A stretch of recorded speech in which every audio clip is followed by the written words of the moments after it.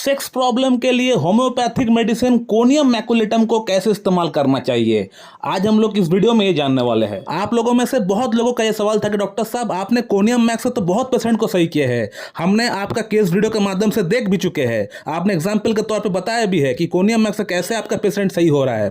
तो conium Mac का ऐसा क्या सिम्टम्स आप देखते हैं, कौन सी आप लक्षण के आधार पर इसको आप प्रिस्क्राइब करते हैं, ये जरा हमें बताइए, ताकि हमारा अंदर अगर ये सिम्टम्स मैच होता है तो हम किस प्रकार से कोनियम मैक को हम लोग इस्तेमाल कर सकते हैं खुद ब खुद। तो दोस्तों, कोनियम मैक प्रिस्क्राइब करने से पहले मैं पेशेंट के अंदर 5 से 6 सिम्टम्स ऐसी है जो मैं देखता हूं, जिसे देखने के बाद अगर मुझे लगे कि हाँ ये कोनियम मैक का ही पेशेंट है, तो मैं कोनियम मैक प्रिस्क्राइब करने के लिए 1 सेकंड भी देरी नहीं करता हूं। जो भी जूनियर डॉक्टर्स है, जो स्टूडेंट्स है, जो हमारा वीडियोस को हर दिन फॉलो किया करते हैं, उनको तो पता होगा, क्योंकि मैंने कोनियम मैक का ऊपर बहुत सारे केस वीडियो हमने इससे पहले ला चुके हैं। वहां हमने बताया है कि कोनियम मैक कहां पे प्रिस्क्राइब करना चाहिए। लेकिन जो लोग इस फील्ड से जुड़े नहीं है, लेकिन फिर भी उनका अंदर होम्योपैथी को लेकर प्यार है, भरोसा है, तो वे लोग इस वीडियो को देख के सीख सकते हैं, जान सकते हैं, और जैसे मेडिसिन में बताता हूं लेने के लिए, उस प्रकार से आप ले भी सकते हैं। दोस्तों, कोनियम मैक को प्रिस्क्राइब करने के लिए जो सबसे पहला सिम्टम होना चाहिए पेशेंट के अंदर, वो है सप्रेशन ऑफ सेक्सुअल डिजायर। यानी आपका अंदर सेक्सुअल प्रॉब्लम शुरू होने के पीछे कहीं ना कहीं सप्रेशन एक बहुत बड़ा कारण है। सप्रेशन का मतलब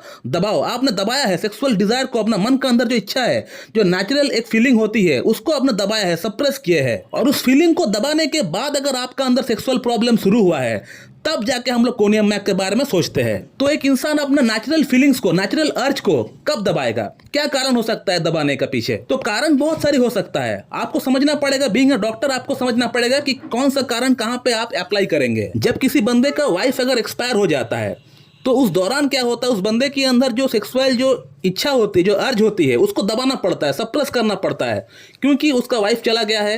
अब वो सेक्स कहाँ पे करेगा? अब बहुत आदमी जो है कहीं बाहर जाके कर लेते हैं, कोई पार्टनर बना लेते हैं, लेकिन बहुत आदमी ऐसे भी है उनको ईगो को हिट करता है, उनका डिग्निटी से अगेंस्ट में ये बात हो जाता है, तो वो लोग कहीं पे भी नहीं जाते हैं, तो वो अपना सेक्सुअल जो डिजायर है, जो अर्ज है, उसको दबाते हैं, सप्रेस करते हैं। और इसी प्रकार से दबाते दबाते एक ऐसा समय आ जाता है जहां उस बंदे की जो नेचुरल अर्ज है, जो नेचुरल फीलिंग है, वो पूरी तरह दब जाता है। वो बंदा फिर सोचता है कि मैं शादी करना चाहता हूं, अगला शादी करना चाहता हूं, लेकिन उस समय इस तरह से वो अपना फीलिंग्स को दबाते दबाते एक ऐसा कंडीशन अपना अंदर पैदा कर लिया कि उनका जो नेचुरल अर्ज है वो पूरी तरह दब चुका है, और नेचुरल अर्ज को दबने का कारण से जो इरेक्टाइल डिस्फंक्शन की समस्या है, लिंग में तनाव की समस्या है, वो भी आना शुरू हो चुका है। और एक कंडीशन ऐसा भी देखा गया है कि हस्बैंड वाइफ में से किसी एक को बाहर जॉब के लिए जाना पड़ता है, या दोनों को ही बाहर जॉब के लिए जाना पड़ता है अलग अलग जगह पे, तो लॉन्ग डिस्टेंस होने के कारण से भी सेक्सुअल सप्रेशन हो जाता है, तो ये भी एक कारण हो सकता है। और एक कंडीशन ऐसा भी होता है, बहुत बच्चे, बहुत लड़के हस्तमैथुन तो करते हैं, लेकिन सीमन जब भी उनका बाहर निकलने वाला रहता है, तो उस समय वो अपना लिंग को रोक देते हैं, सप्रेशन कर देते हैं, उसको दबा देते हैं, सीमन को बाहर निकलने नहीं देते हैं, और ऐसा करते ही रहते हैं। 1 घंटा 2 घंटा कोई काम नहीं है, बैठ के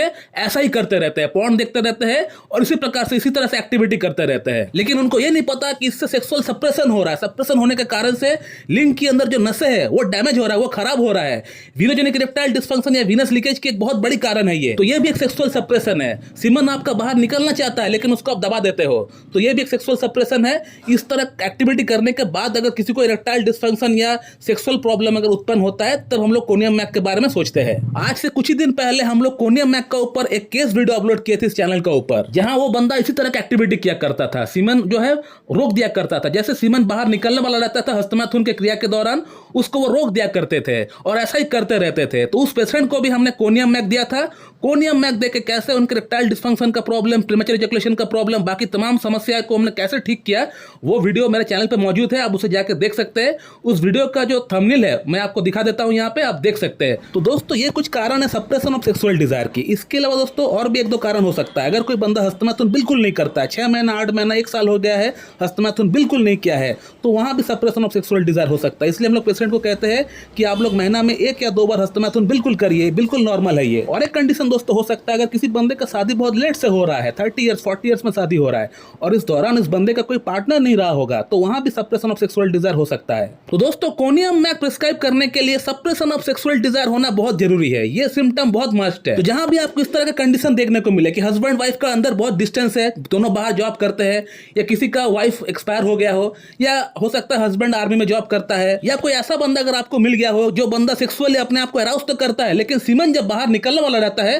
उस समय वो अपने आप को रोक दिया करता है, और यदि आपको कोई ऐसा बंदा अगर आपको दिख रहा है जिस बंदे का शादी काफी लेट से हुआ है या लेट से हो रहा है शादी, जिसका उम्र 36 ईयर्स 38 ईयर्स या 40 ईयर्स हो चुका है, अब उनको शादी हो रहा है और अब इनको तमाम समस्याएं हो रही है, तो कहीं ना कहीं उनका अंदर भी सेक्सुअल सप्रेशन हुआ है इतना लेट से शादी करने के कारण से।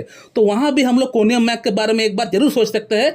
अगर बाकी सिम्टम्स अगर मैच करता है तो हम लोग कोनियम मैक प्रिस्क्राइब भी कर सकते हैं। दोस्तों, कोनियम मैक का जो अगला सिम्टम मैं देखता हूं वो है इसका पसीना। इसको पसीना बहुत ज्यादा आता है और ये पसीना तब आता है जब ये रात को सो जाते हैं। सोने के बाद इसको पसीना बहुत ज्यादा आ जाता है। ऐसे भी इसको पसीना आता है, लेकिन रात को सोने के बाद इसका पसीना डबल हो जाता है, ट्रिपल हो जाता है। या हम लोग ऐसा भी देख सकते हैं कि पेशेंट जब रात को खा के अपना डिनर को कंप्लीट करने के बाद जब सोने के लिए जाता है, तब इनका अंदर तमाम समस्याएं बढ़ जाती है। हो सकता है उसको गैस की प्रॉब्लम बढ़ जाता हो, या उसको चक्कर आता हो, या उसको वॉमिटिंग आता हो। तो रात को भोजन के बाद अगर कोई समस्या बढ़ता है तो ये एक कोनियम मैक का बहुत अच्छा सिम्टम है। दोस्तों, कोनियम मैक का जो थर्ड सिम्टम मैं पेशेंट के अंदर देखता हूं वो ये है कि पेशेंट का बॉडी के अंदर कहीं भी टिकलिंग सेंसेशन है कि नहीं, या नमनेस सी कोई सुनपन सा कोई सिम्टम कुछ है कि नहीं, कहीं भी हो सकता है। इस प्रकार का कोई सिम्टम है कि नहीं। दोस्तों, कोनियम का जो मैं फोर्थ सिम्टम देखता हूं ये है कि इसका पेशेंट जो मेरे सामने बैठा है वो चिली पेशेंट है कि नहीं, यानी उसको ठंड से परेशानी होता है या नहीं। क्योंकि कोनियम मैक का जो पेशेंट होता है वो चिली पेशेंट होता है, उसको नहाना पसंद नहीं होता है सल्फर की तरह, और वो घर में रहना पसंद करता है। उसका अंदर मीठा खाने का शौक बहुत ज्यादा नहीं है, लाइकोपोडियम अर्जेंटम नाइट्रिकम की तरह, सल्फर की तरह मीठा खाने का शौक बहुत ज्यादा नहीं है। इसको थोड़ा सा सॉल्टी खाना अच्छा लगता है, थोड़ा सा नमक ऐड करते हैं खाने में, थोड़ा ग्रीन चिलीज खाते हैं, तो इस प्रकार से थोड़ा चटपटा खाना इनको अच्छा लगता है। मीठा का कुछ बहुत ज्यादा क्रेविंग नहीं है इसका अंदर। दोस्तों, इसका फिफ्थ सिम्टम के अंदर इसका मैं माइंड सिम्टम देखता हूँ।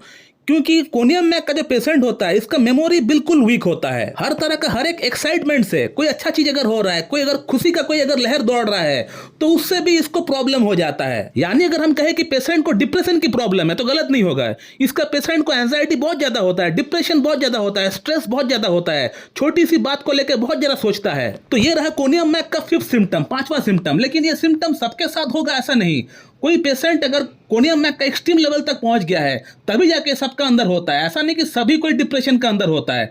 तो इसका जो सिम्टम्स है ये पेशेंट टू पेशेंट वेरी करता है, कुछ पेशेंट में हो भी सकता है, कुछ पेशेंट में नहीं भी हो सकता है। तो ये जो फिफ्थ सिम्टम है इसको बहुत ज्यादा इंपॉर्टेंस देने की दरकार नहीं है। कोनियम मैक का जो सिक्स्थ सिम्टम हम लोग देखते हैं वो ये है कि पेशेंट का अंदर कोई चक्कर आने की समस्या है कि नहीं, वर्टिगो की समस्या है कि नहीं। और ये सिम्टम भी अगर हम लोग को मिलता है तो अच्छी बात है, अगर नहीं मिलता है तो कोई बात नहीं। कंपलसरी नहीं है कि सब कोनियम मैक के पेशेंट का अंदर चक्कर आएगा ही आएगा।